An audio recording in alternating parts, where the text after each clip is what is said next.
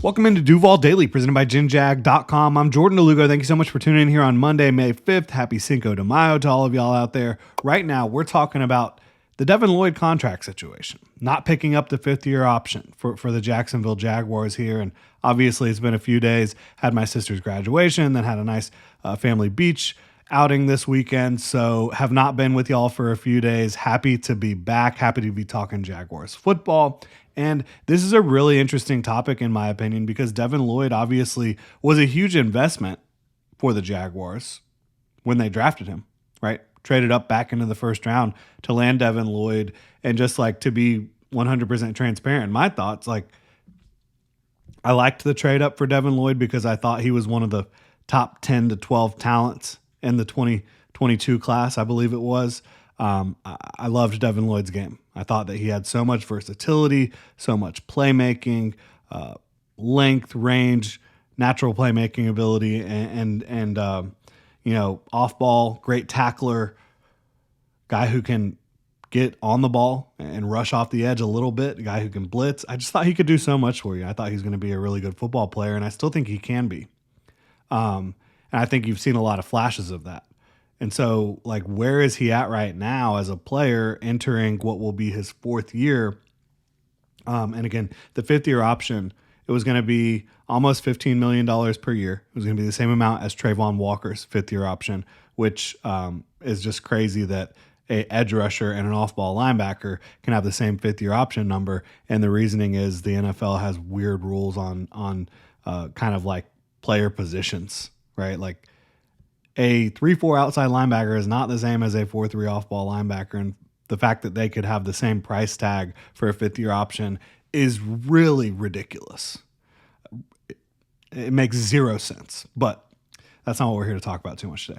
The bottom line, though, is for the Jaguars, they had these two guys that were first-round picks. One of them's an edge rusher, one of them's an off-ball linebacker, and they were going to have to pay the same amount for the fifth-year options, and so to me, obviously, when you talk about value, positional value, edge is so much greater than off-ball linebacker. So there's that part of it too. And I think that, anyways, Devin Lloyd, this organization gave up a lot to get him in the draft.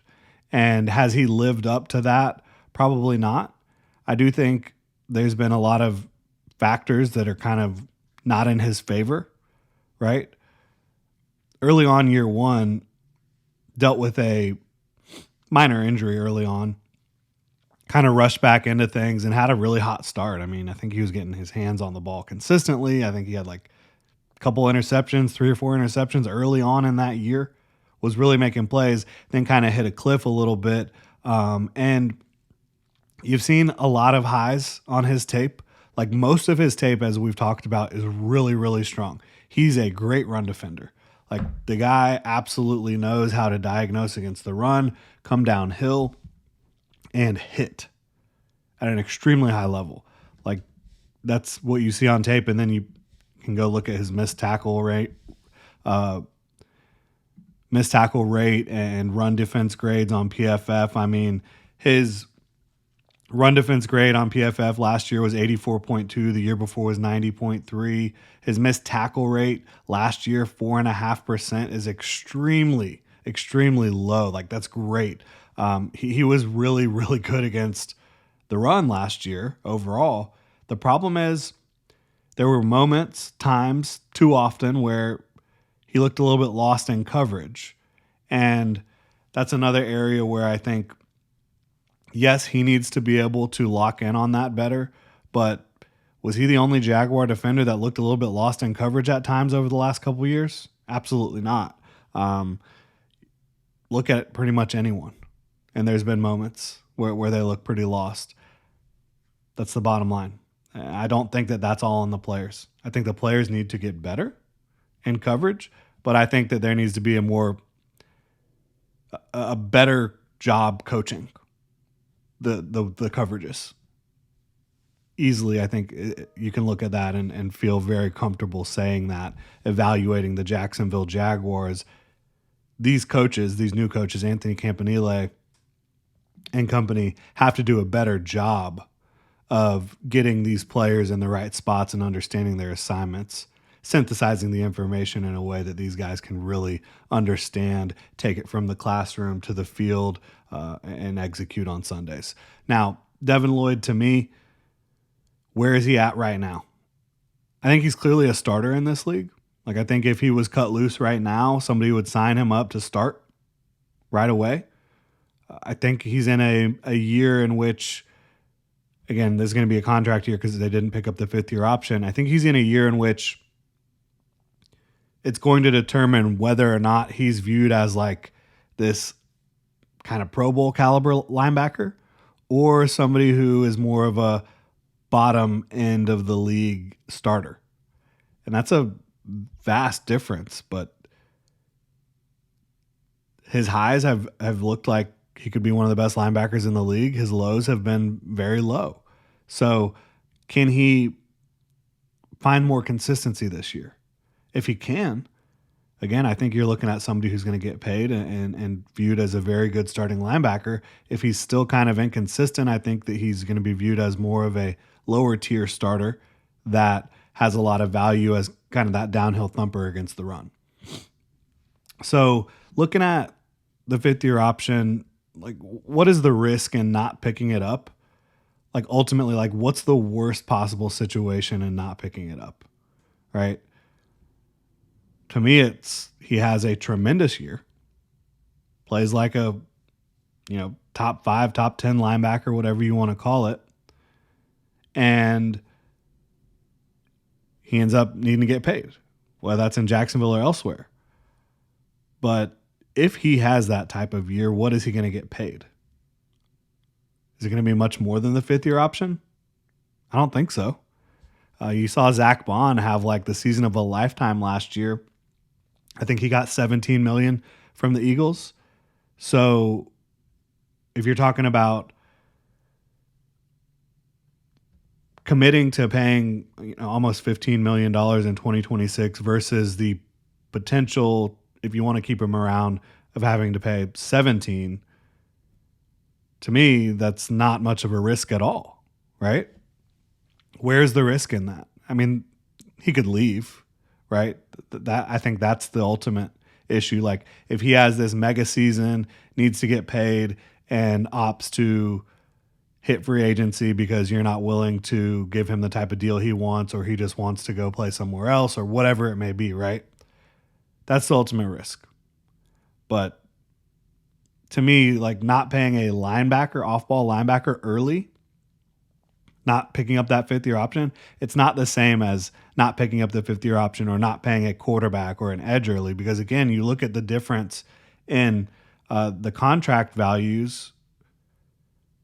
Yes, there's always the risk of losing the player. But at an off-ball linebacker, again, you might be paying $17 million at most, maybe a little bit more than that because the cap's rising, whatever, but it's not going to be this mega deal compared to like a quarterback or an edge.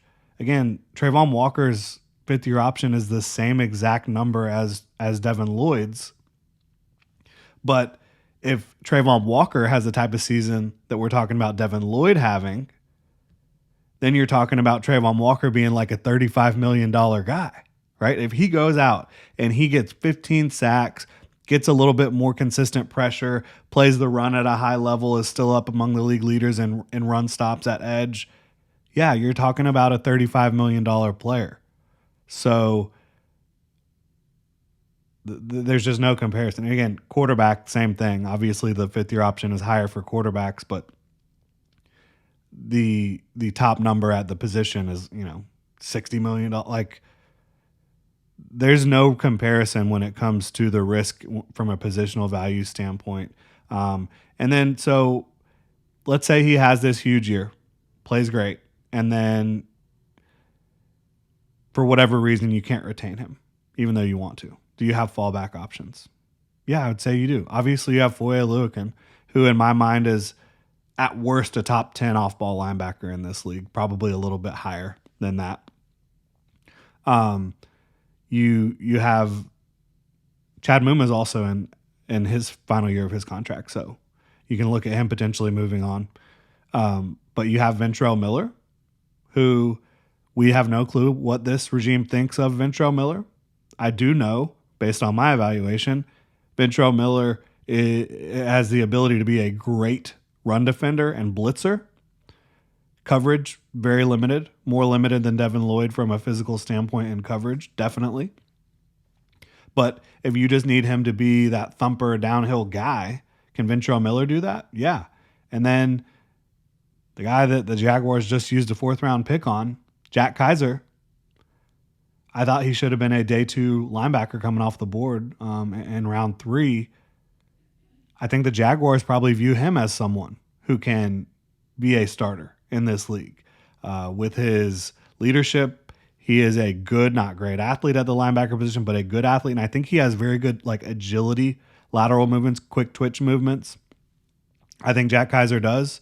I think he's a smart coverage player, really good tackler. Yeah, I think the Jaguars have fallback options. So again, that makes the risk of losing him even more palatable. And then there's a question of would this regime even want to pay 2 off-ball linebackers? They are paying Foye. His cap hits the next couple years are in the mid-teens. Now, theoretically, they could sign Devin Lloyd and opt to move on from Foye Oluokun after the year. If they were going to do so, they would probably want to make Foye a post-June 1 cut following the 2025 campaign, sign Devin Lloyd to whatever deal they're going to sign him to if he impresses them enough, and then you move forward at linebacker with Devin Lloyd and probably, Ventrell Miller and Jack Kaiser being those top 3 guys in your room after the 2025 season, if that's how you want to play it out. Personally, I don't like the idea of moving on from Foye because I think he's a great leader. I think he's a really good player as well, and somebody who's just very valuable to this organization and to this defense. So I would probably let Foye play out his deal regardless of what Devin Lloyd does this year, but that's just me. And I have no problem paying 2 off-ball linebackers because you're not going to be paying them for a long time, right? These off-ball linebacker deals aren't going to be 5-year deals, probably 2 or 3 years, and you've let Foye play out his contract, and then you probably either rework something with him that's cheaper after that, or let kind of Jack Kaiser or somebody else step into that role. But there is a legitimate question of if this regime, because I'm not the one controlling things, if this regime, if James Gladstone and Liam Cohen and all these guys would want to pay 2 off-ball linebackers. I really don't know the answer to that. Based on what the Rams have done, it'd be a little bit surprising if they wanted to value 2 off-ball linebackers that way. But you never know. I just think the bottom line is, with this Devin Lloyd situation, there's more risk in committing to pay him almost $15 million in 2026 than there is in just waiting and seeing how things play out a little bit, right? Because you probably have the ability to re-sign him at a number that does not really negatively impact your plans in the future.